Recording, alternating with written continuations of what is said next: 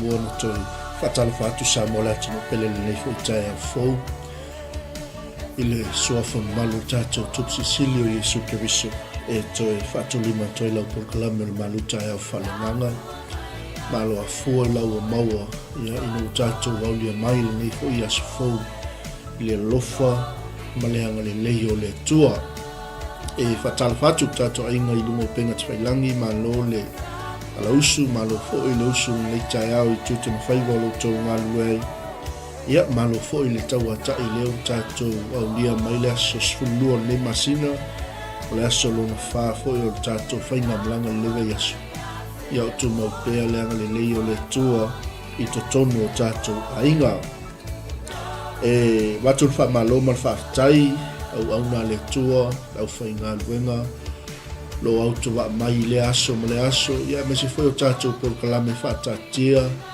i le aso male aso ia le li fa tai la auto ngalu fai fa tai la auto fatu o luluina i le aso male aso awa lava le folaino le tala le malo le ono sa il ngaluenga malo fo il fatto toe il finangalo le tua e le o se mea faaleagaga tatou tautinga i le lii malona finangalo e mole atu faamalo ma le faafetai i le tino keriso le aiga o le faatuatua lautou foʻi pito laau i le tapuaʻiga ma le tatalo faanuanuamanu i le lii aso uma ia ua se manuia o sio tatou atu nuu pele o Samoa moli tele atu whaafitai la au tau te talo ma la au tau tapo inga.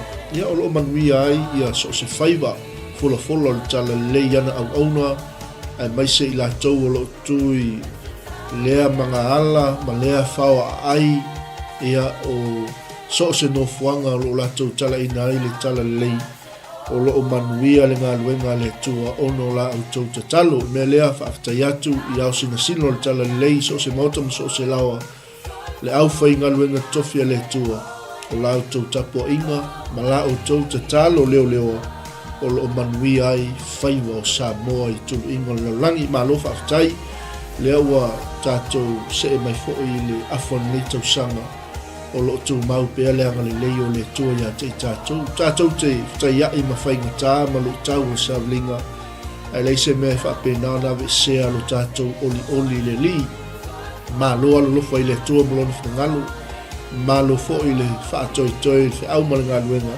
o la tātou tu te fai lea o la tātou faiva o le tau tua ina o le fina ngalo le tu ai ala i so se tele le awala tele ava noa tātou te maua au nai fina ngalo le li melea ma lo fai o le faiva mai se fo i au na pa ia le tua sa ili loto le moana le auro ma le ario le upu a le tua e tō matawina i pea le fo launga whaatua tua o tātou tangata ia le manuia ai ia o tātou ahinga manuia ai o tātou nuu manuia ai fo i le kalesia Yesu ia ono lo tō soifua ngā lulue malo aftai atu hoi ia i lato uma lava lo o whai nei misiona ma o tau paanga ia e mole atu le finangalo le atua ia oi le aso i ele li e mole atu hoi whaftai tele i uso auna ma tātou company o lo langlangoina le tātou misiona e leo ngalo lava o tau te talo a tonu e leo ali mai o tau iluma o le tātou au nanga ia e o lo te leila o tau sau te leila o tau tautua ia wale tala hino le fina ngalo le li ma lo whaftai le anga lei whaftai le alofa i le tua i ia le li se atu tātou whatalofa i lunga o le tātou penga tawailangi whatalofa atu le sunga ia Johnny ko vati Amerika whaftai ma futa mai so au auna whamanuia fo i le tua i le awe mai le taeao mapu tau anu whamanuia tele le tua i utita teo whaftai le mafuta mai whamanuia fo i le tua i le awe mai le taeao mai oa whalani ia whamanuia fo i le tua i le awe mai le taeao whatalo whatu le uso au auna le fionga ia mai awa mafuta mai le lau mua i Wellington ia alofa tele atu mo oe male ainga ia alofa tfo il tatou auso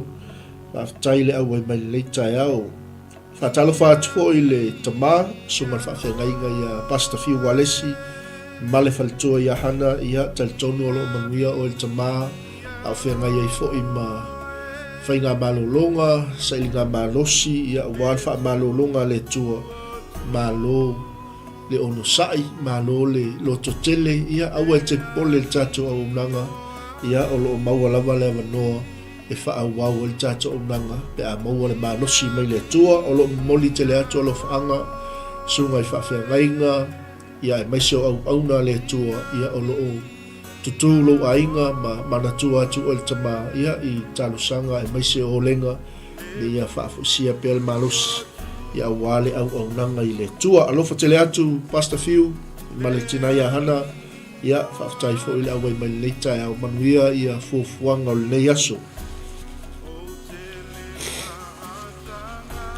o lea ua i sila mai sa mo le tātou Malū taeao faaleagaga le nei aso fai ona whaautuina toi whaatulaga mea ua totoi o nā tātou wawaai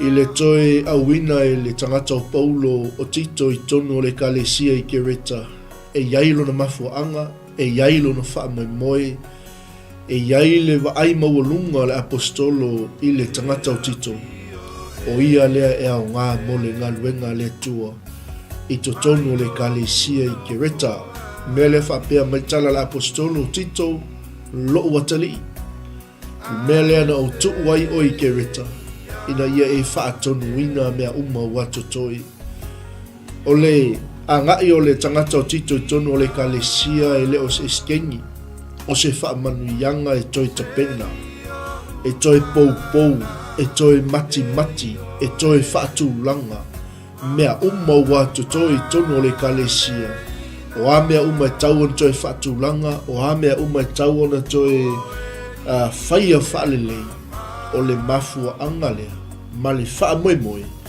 na tui na ia le tua le tangata o tito tonu le kalesia i kerita i ia le li e whapena fu i se ata whaaleagaga mo tātou le whanau o le tua o whea lava ua lei sai o le tua le malai le nā le whata le nā le mea naua tuinai o le tua e tenga lue e iai lona mafuanga e iai le whaamoemoe ina ia whai oe ma whaamanuianga i le se o manga nā ina ia whai oe ma whaamanuianga i totono o le kalesia nā ina ia whai oe ma whaamanuianga i lou ainga o lou nuu i ia le atua lea la whametala la apostolo Tito o le mea lea na o tuu ai oi ke reta ina ia e whaatonu mea watotoi whapeli o tala la apostolo ma ia e tō fia toia ina i lea ai ma lea ai whaapei o na o whai atu ai i ata oi o le ale ata le au mai mo tātou sa mo le atu no peli whe mai le atua le apostolo Paulo whai atu i a Tito toi to tofi ni tai to tono o le kalesia ni tai e le matau le ngaina o le tane a toa mawhawhine ma whanau o iai o e whaatotua i ia leli o e le soli tu la fonu o e le u lava vale i la tau amene i ia leli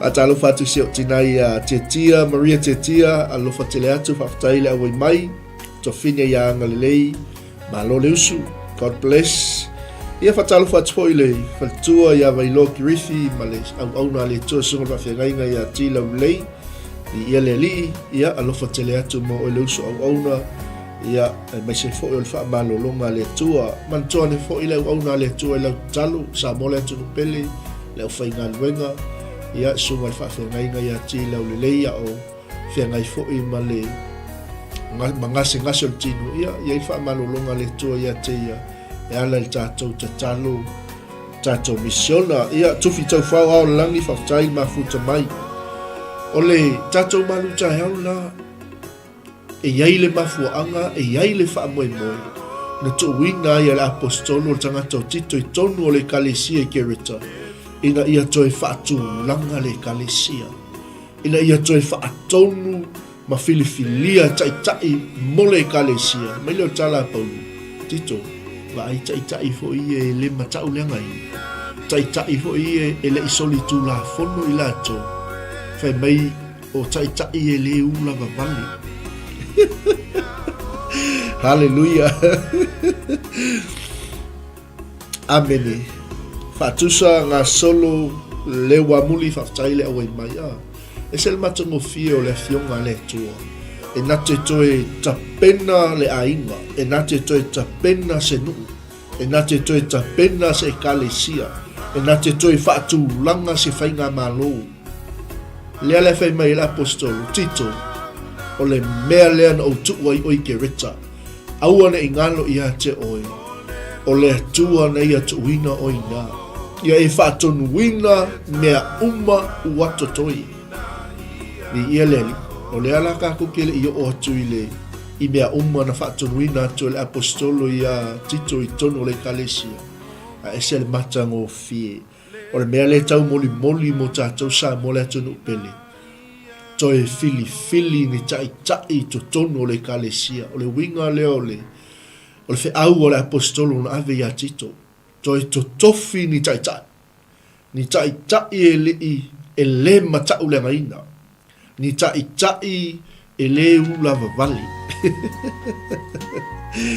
Sene Robati, God bless. Aftail mafuta mai. Maila io tala tuspa ia, mail tala apostolo ia tito. Ia to tofi ni tai. Awai le awai tau ile na mention mai le pikopo mai awai tau le pikopo ona le matau le ngaina o ia awa o ia le au na tausi mea le atua tai la ia le mana o le apostolo po le tua i toe fili ni tai tono le kalesia ni tai e le fina wali. Amen. Ia le a o le tu faaleagaga pe a tatala lau waai faaleagaga ma lau faalongo faaleagaga lenei taeao ina ia toe totofi ni taʻitaʻi totonu o le ekalesia tofi toeina lea le uiga o le tala e mafai ona faalautele atu le faalaʻiʻau tonu o ekalesia totonu o faalapotopotoga totonu o faiga Malū totonu o faiga nuu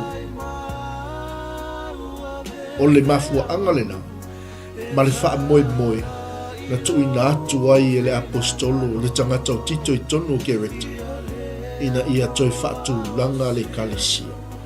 Aleluia.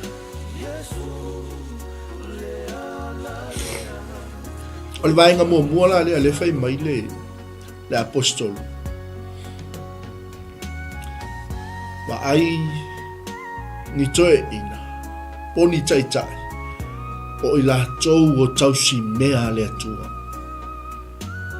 Amen. O ni tagata e alolofa i le atua o ni tagata i loa puipui le galuega le atua o ni tagata i loa leoleo le galuega le atua ia le alii manaia ia o upu atoeina pe a tatou faalogologo ia latou saunoaga i taimi o fono o taimi o me fai a ekalesia o outou ia o fale upolu o outou ia o matai o le ekalesia o outou ia tou te pola pui i feʻau ma le galuega ia le alii e le o le atana lea e au mai mo tatou nei foʻi vaitau ao tatou iai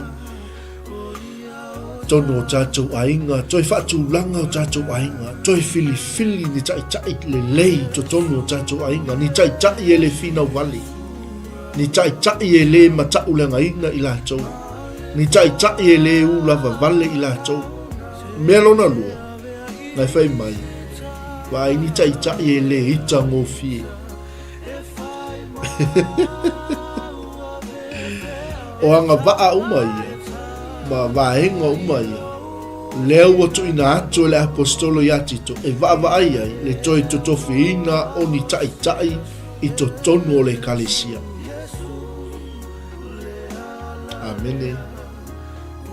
Ia le alii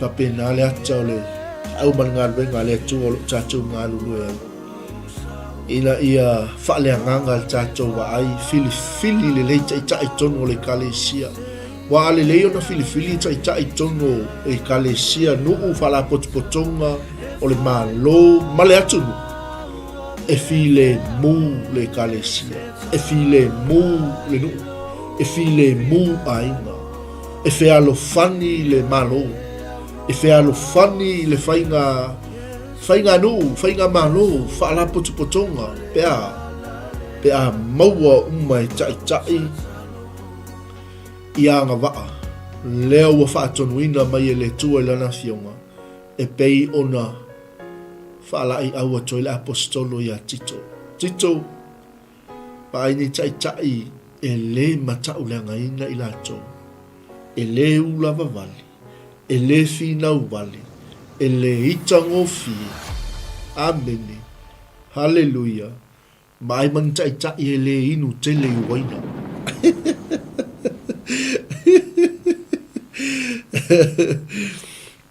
ia le alii toe silasila toe fetuutuunaʻe ma ai lelei taʻitaʻi o tatou aiga pe leni taʻitaʻi e inu tele i uaina Anga fai mai tala tuspa ia.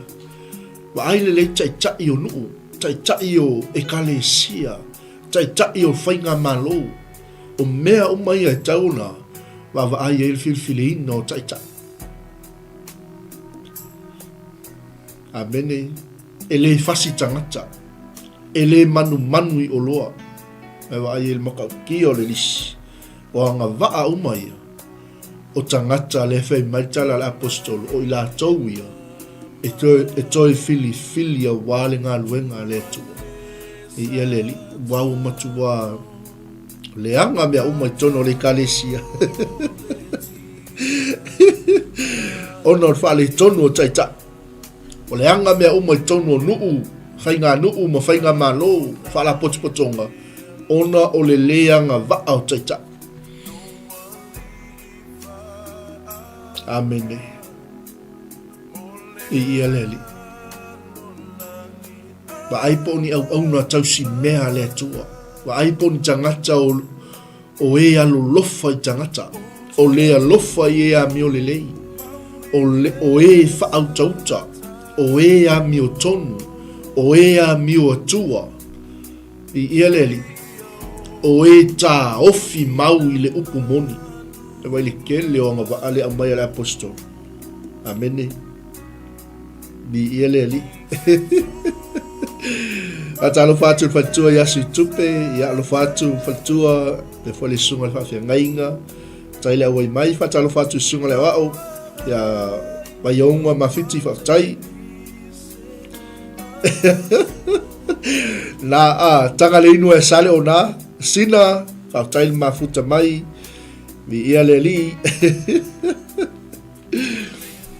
O le mele o le anga i ainga. O le mele o fe vai ia i e kalesia. O le mele o ve vesi ai whainga nuu ma whainga Malū. To tonu o whaala potipotonga. Ona o le leanga waa o tai. I mea ua umo na whaatulanga i le tua. E fili ai tai. Mole e kalesia. Amen. I ia leli. Hallelujah. I ia le tua. O lea mio lelei, o lea mio atua, o lea mio tonu, o le whaau tauta, o le ngā o ia, o le tauwhi mau le upumoni, o le fina wale, e le ita ngō fie, e le fasi tangata, e le manu i oloa, oka. Ameni. O le tausi mea ale tu. Wow. Ono inga o lo tala noa i tai e mata tau i le tua. Fa feon tato i loa tai e mata tau i le tua. O e tau fi mau le upumoni. O e a mio le lei. O e ma mau le tofa. O e ma mau le vaai. O e lo loto le fa tofa la inga. O e wha mua tangata ese. O e le manu i oloa.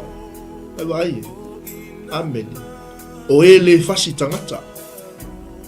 Wa atu se situ. O pei o le mea noa isi o tatou atu nuu fasi o tangata. Amen. I ele ali. Hallelujah. Au tangata e tau fi maule upumoni ale tua. O le tangata lina. Fai mai le tala la apostolo Tito. Ia e fili matoe to tofin tai tono le kalesia. O ila tou o tangata ua o ina. Ina ia mawhaia ila tou. Ona apo ayatu. Faa tonu atu im ta upu e olai. Ma o ayatu i e fina o mai. Mai wai maka uki o pai ka i e mana o le apostolo e toe whaatulanga ma toe fili mo le kalesia. Amene. Amene. Ele ngata on tai e ta ofi le upumon. Au tai wa o ina le lei. Ina ia mawhaia ona la toua apo i atu. I mata upu e ola i tangata. Ele ngata ilia, ai whai mai. Mani tai ea o atu i e finau mai.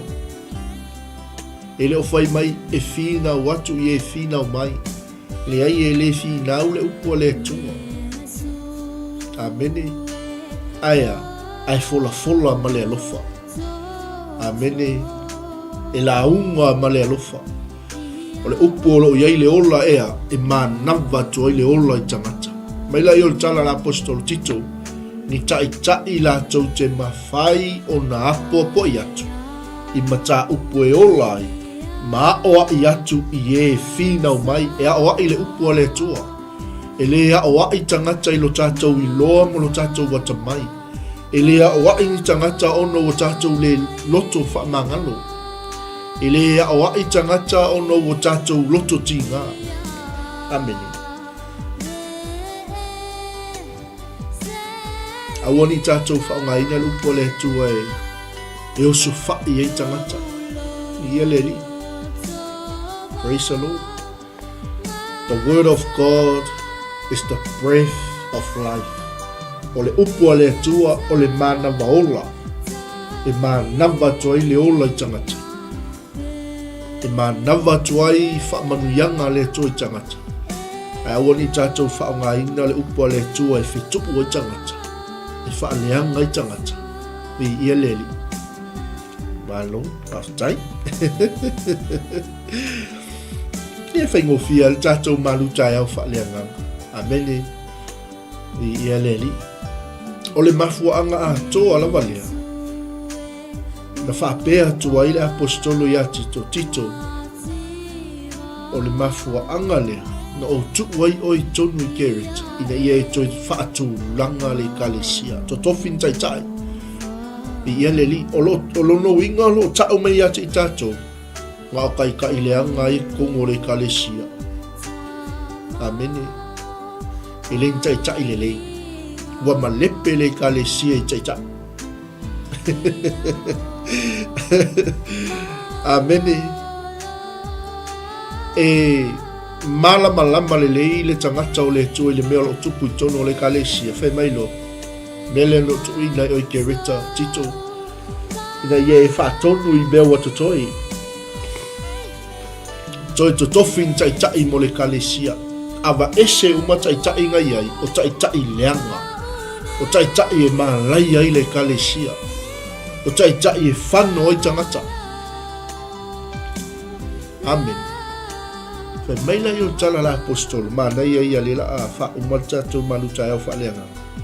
Mele o tala la apostolo i Tito. O le mea lea o te apoapoa i atua ima o whaatonu atua i ate oi. A wae to a tele o e soli tu la fonu.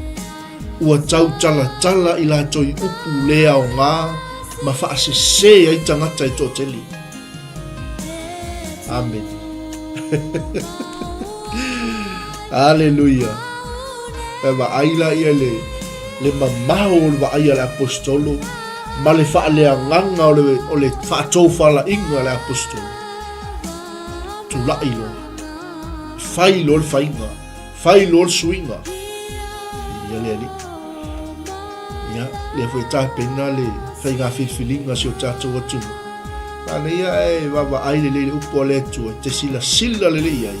I tai o loo fina ngalo i ai le tua.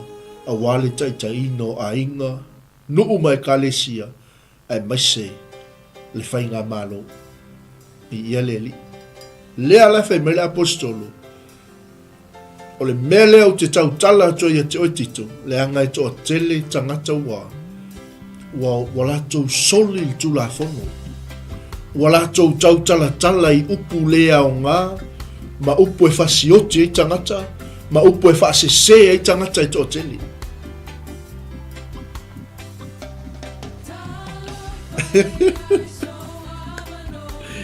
Alo fatu. Tina ia Sala Serenity fui mono. Whakataila we mai. Ata alo fatu ia J. Jimmy Brown Williamu. Alo fatu so. Whakataila we mai fo i lei taeao. Ioi. O tātou tiute lea. O tātou matawha i oi lea. Tā lai. Le fina ngalo le tō i tono tātou ai. ia faaleagaga lau vaai ia faaleagaga lau faalongo amen le agalia ua vaai atu le apostolo i tonu o le ekalesia bad leaders na o tai leanga ia tulaʻi mai tonu o le ekalesia o e latou te soli tulafono o e finau vale me vaai e teli o e tautala o tala tusi paia ngai tonu na tatou tusi fai mai o e tautala i upu e lea o ngā i upu e fasiote i tangata i upu e fasesea i tangata i toteli a whemele o tala a Paulo ai sili musa le au peritomi kale wingo tala a tu mal temine ai sili musa le au fatuatua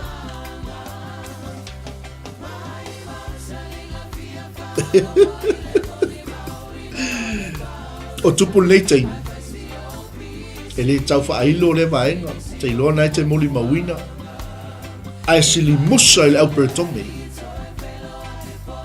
tau tala i upu lea o ngā ma upu e mālaia ai upu e whano i tangata upu whetuu upu whaamalaia o e soli tū la fono ai sili musa i le au peritomi o kaukai a whawhaingo fie ai sili musa i le au whaatuatua o i la tau whai mai o i la tau tangata o whaolaina mai leo tala Paulo i le ilona tali tito e ta tauina ia puniti o la tau mutu wa la tau whaali liu ese i nisi a inga ma la tau wao i mea le ta tau ina ua mata pea i la tau i oloa bi iele ali a bene ma ia e fai tau le upo le atua e manino mai they must be silenced because they are turning whole families away from the truth by their false teaching and they do it only for money vai pau pole mea le manga o ika o le kalesia tito o le kupea o le oloa amen hallelujah even one of their own men a prophet he said about them the people of Crete are all liars cruel animals and lazy gluttons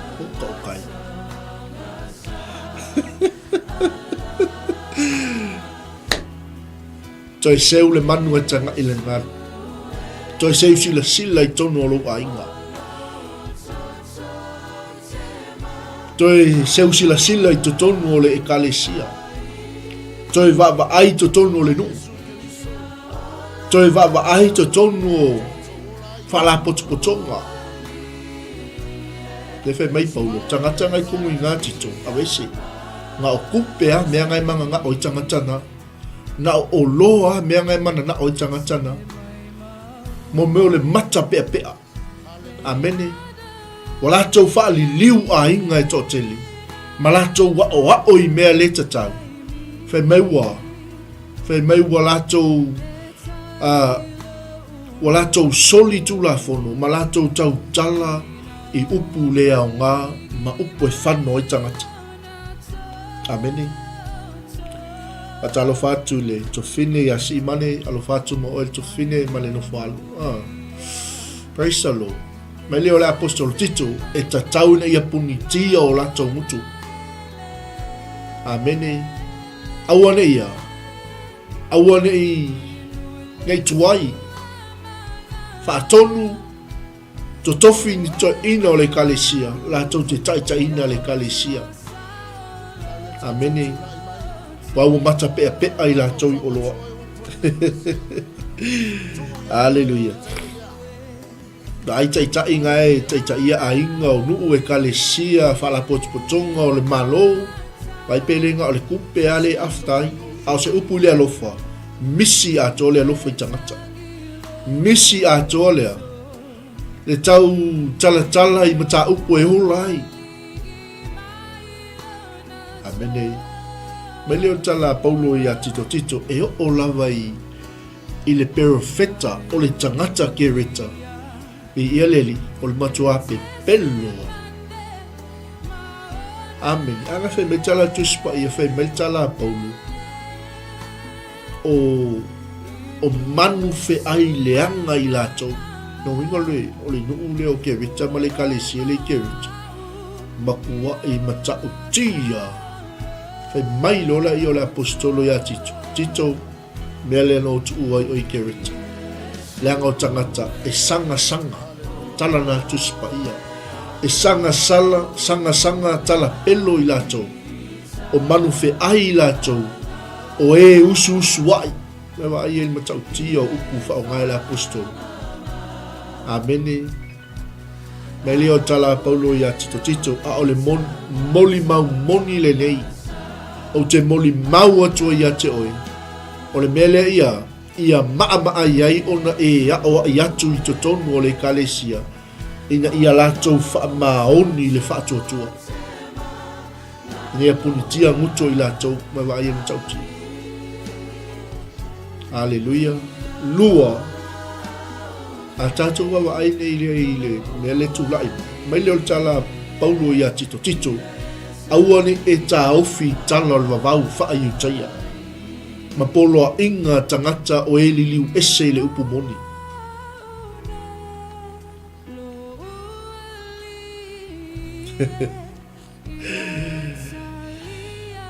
Hallelujah. Amen. O telefo ina whaonga le vai tau. Wale fua tasi so se mea lava a inga nuu e ka le sia o le Malū whala potopotonga. Mi ia leli. Wala tau ta ofi tala le vavau. Mi ia leli. Ma poloa inga o e liliu ese I le upu moni. Wa matauna whaaliliu se tangata le upu o le atua. Mele o tala Paulo. Tito. Ua mama mea ie wa loto mama. A o e loto ele lea. Wa ele lea lea ia te ilatou. Malele whaatua. Mi ia leli. Mai ele ai ma se me tasi Tito e mama ia te ilatou. A wawa ele lea o latou ma fau. A toa mo latou loto fua te ifo.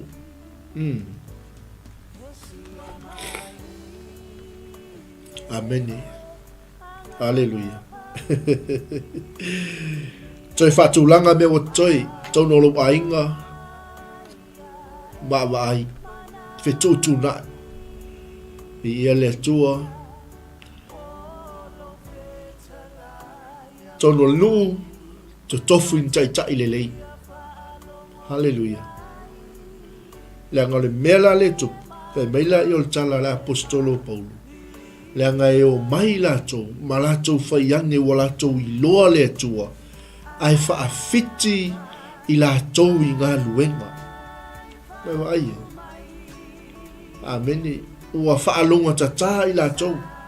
Lato te le wha maoni fo I a lato ngā luenga. Ele ai ma se mea le lei lato te whaia. A wawa inosia I lato. Hallelujah.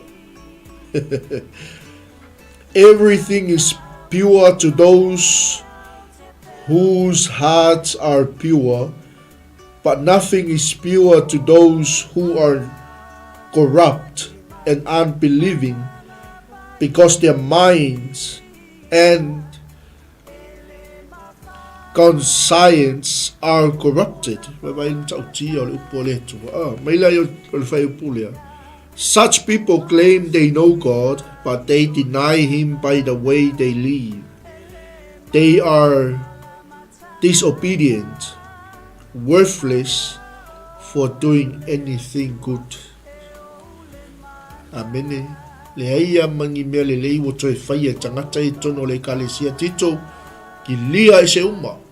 Se I malea ma kua hawa e se uma tai inga iai. Toi to tofi ni tai mo le kalesia. Ni tai le lei. o e matata'u i le atua, o e alo lofa i tangata ese, i ia le li. Amene, o e le soli tu la fono, o e le inu tele i waina. O kaukai, o e le manu i oloa. Ia wha manuia mai le tua le yaso, tatou ainga, i ia le li. Langa e tai e wha penala lato tala noa. Whe meu wa lato i loa le tua ai wha fiti i lato ia. I a lato ngā luenga wa totofi na i lato. Amene, wa lato le wha maoni, e whai a lato ngā luenga, ma ua inosia i lato. Hallelujah. Amen. Toi fo i ala i lunga i amtanga li noa sende le apostolo tanga tau tito. Ma ia wha manatu ia tito. O le wha moe le ola i wha vau tito. Lea na fola ina mai. Talu mai lava tau sanga o le vavau e le tua. E le mawhai o na tala pelo i aise tangata. I ia le li. Leo wa wha ai loa mai lana fionga i o na po e te tauai. I le tala inga na tu ina mai atia. E tusa malipolo a inga le tua.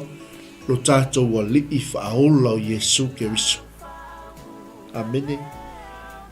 Me leo te tu ina i oi kereta. Tito. Ina ia e toi whaatonu i mea wa tutoi. Ma ia e tō fia toi ina i lea ai, ma lea ai. Whaapei o na ofai atuai i ate oi. Amene. Samoa. Ia mamao lo loto lau whaatou whalai. Ma lau whaatou funga. Awa le fili ino taitai. Tono ai. Nuu mai kalesia. Whaapea le atunu. Amene. Mi ia le atua. Le lisina. Wa mai le apostolo. Na ia whaatonu ina i tangata o tito. Ma ia avatu ai. Taitai ia. O te manao ai. E toi to tofi enge taitai tono le kalesia. Ai vai le wali umanga iai. Ava ese umale wali inga. Nga o kupe ama o loa mea ngai mana na o le wali inga. Hallelujah. Talo fatu taina Nik Paula ya fa pefoi tinai sepa sovike fa taila we mai la yo apostolo Tito. Tai o te mana o ai tono le kalesia. I ia le li o ila tau o tausi mea le atua. O ila tau e le fina wale. O ila tau e le inu tele i waina. O ila tau e le ita o fie. O ila tau e le fasioti tangata. O ila tau e le manu i oloa. A o tai la tau tea alo lofa i tangata a mio le lei. O ila tau e whautauta. O ila tau e a mio tonu. A mio atua. Malele ngā oia. A o tangata la tau tea. Tau fi mau le upu monu. Ma la tau tala. I upu e au ngā mole kalesia. Pamanuia le tua ia o le taeao. Kei leanga leo le tua ilo mafuta mai. Tau le tulai sfulmalua. Ia o le tātou ai maino e mamau le ala. Ai mol teimi nei. Whamanuia te le tua o le tātou Malū taeao faaleagaga nā. Awane ngalo ia te oi. O le fina ngalo le tua. Totofi. Ma toi whatu langa. Ni tai i lo ai. I lo si o manga. I lo nuu. Malau e kalesia. Whaapea le atunu. Whamanuia le tunu. God bless. Taman le taeao. Tu mawatu i ate o le viinga. Whamanuia le tua le whaafunga mai. Mua mai o si o mātou atunu. Anganga pa ia whaatoe o le ngā luenga le ato tua tangata. Awa le tua le i. Yo mātou whaalongolongo fua i la upu. Ai e whaatau wina le tua le mea na e awina mai ai la upu tamai o mātou tangata. Ia ia whai o mātou tiuti. O mātou mata whai oi. Fili. Toi to tofi ni tai to tono o mātou ai. O e alo lofa i ate oi.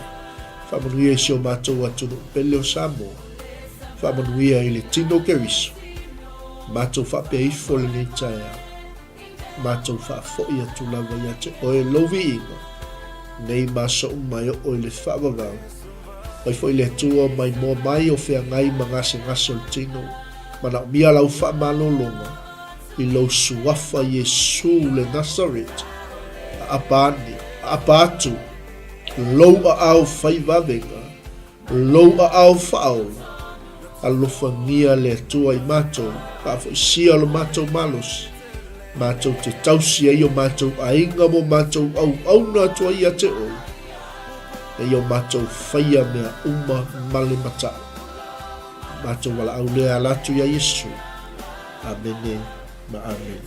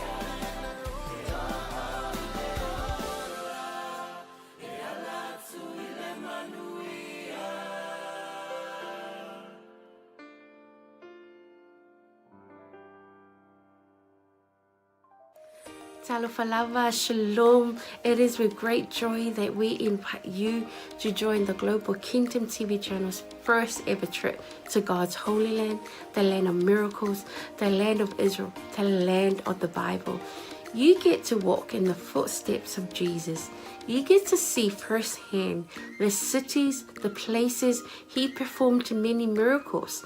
You can take a boat ride on the Sea of Galilee, see the surrounded towns and cities that the Gospels write about.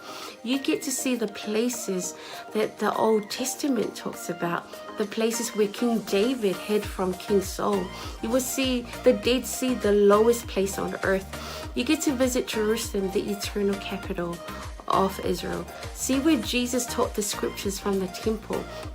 You get to pray at the Western Wall, a remaining of the temple.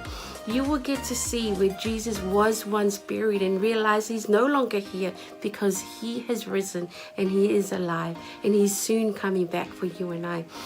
The journey to Israel will affirm your faith in him. It will confirm the teachings that we read about in the Bible. It will give you a deeper understanding of the Bible. It will help us in our journey of faith here on earth. And I encourage you, take this journey. It will change your life. It changed mine. God bless. Shalom, shalom. Talofa Samoa na tunu pele. Ia fa talofa antu le fiafi ngo suala ulu le fo matamua sa longa ifo e fanga ia palauri ia ile te sanga e tasi le lua afe su fitu male se lua afe su valu ia sa ia sa no malanga tua i 𝚟𝚒𝚍𝚎 Samoa na tunu pele o te faafetaile atua ona avano lelei ia tatonu fo lo ia te oese la ngona fa pena na e fia alu pa ia po no le atua ia ele se taimi po e talo fo ile atua mo se taimi ia le mi lelea lua afe lo lima lo fa pena na ia fa moe le tatu malanga ia fa te fia malanga mai lo ainga ia se moa o te fia ia se la ngona sa ruitawina ilo tangata ino tu mo vai le mongo olive ia lo ia pe fetanga le tua le malile fio fa lua mai o Yesu Kristo ile la lolangi nei mai o le fio mai o ia ma tu vai on ao le mongo olive e fa fia ngai male malu fo ile Samoa a fia loa tili nei lava a mea matango fia na faia le tua na tupu mai o le atupu fo ia lo no le leile tato te malanga tu ai ia 𝚟𝚒𝚘 awane ingalo ia te oe famlianga le tua ia o lo tatia yo talima ia o ta ua la volo ia fuanga fa so tai pulenga le tātou Global Kingdom TV ia mapuki e loso o vanua awane ingalo o se fiafianga tele fo ilo nei tangata ona ele tasi se site o lova pena ona tala no matus pa ia o tausanga umalawa e aloi malanga lo whailoa mai ele au latou o le whapena archaeologist ona maua le vaenga ma le vaenga o le mea na si fia ile nganga ma misia ile nupa ia Samoa ta pena le lua afe lua lima o ina te lo polo to e tūl maunga olive ia e fio mai lo mai Yesu o sanga ia fungia le tua fa ma ia fuanga ma plan mai le nei taimi se ia o atu le fa moe ona o Yesu. God bless you. Five time. Hello, 𝚟𝚑𝚙𝚢𝚑𝚝, Pulabinaka, and Shalom. My name is 𝗵𝗚𝗠𝗵𝗚𝗡𝗏𝗡, and I had the honor of visiting Israel twice, in 2018 and 2019. The experience really changed me. It was an experience of a lifetime. It was transformative. It was eye-opening. It was such a great time. I had encounters with the Lord that really changed me, that healed me, that I did not expect. It's one of those experiences that you have to go for yourself, to experience for yourself. So if you are planning or thinking about visiting the land, I encourage you to do so. Go ahead, invest in a trip and go receive your portion. God bless. Ya, salom, 𝚟𝚑𝚙𝚢𝚑𝚝, wa paanga kato Global TV so se tolera lang. Ia ole o sia Paulo Poutoa futi pali ile le ngoa. Ia ole lua fesulfa na o malanga Israel. Ia e sel tawo so ole atua. Ia o se mesa famani na ia ole te la mea le lei uma ai o se o lungo le mango fidua ingale na tatalo ai Yesu Keriso ai tu mai ia dia ma mo se le si tu ngango la ngonga ai se va ngango la ngonga ile nganga pa yo le tu ia e awalo fa singo manga fo ima ile o mai male fa ngai ngele tu nganga luenga ai o e lo sila mai mo mai tu la ia o te le sa un le simalanga le tato Global TV ta sang fo ia fio mai tala mai au ta wa yo lo so te o le tua fa yo lo totalo le tua ai mana ia fo o te soli fo i au le tua sa fe malanga lu ia te tento ne mo finish fa monang ia fio mai tala mai au fa fo Yesu Keriso. Amen. 𝚟𝚑𝚙𝚢𝚑𝚝 and Shalom. My name is Shivani Sharma and I led the Salmon Delegates for Israel 2022 and 2023. And both groups went to Israel for the Feast of Tabernacles, which was around September and October of both of the years 2022 and 2023. And I just wanted to come and share some encouragement and some quick encouragements for those who want to go to Israel this year. Israel is the Holy Land. It is the center of where our faith is as Christians. And I want to encourage you that if God has called you to go, to please take that step of faith and join the group that is going this year with Pastor Mikaele. And I want to assure you that going to Israel is a trip of faith. You may not have all the money in the bank, but if God has called you, I believe that the Lord will open the door and make the way for you to go and receive whatever He has for you in Israel. And I'll just share that being in Jerusalem, the city of our faith, the city where the center of where everything happened in the Bible, it's an amazing experience, and there's nothing quite like it. And I can say going to Jerusalem twice, 2 years in a row, it did have an impact on me, and I encountered God in a new and fresh way in Jerusalem. And I also want to let you know, one of my favorite places in Israel to go is the Sea of Galilee. And we know from scripture that the Sea of Galilee was where Jesus did many miracles and ministered during His time here on earth.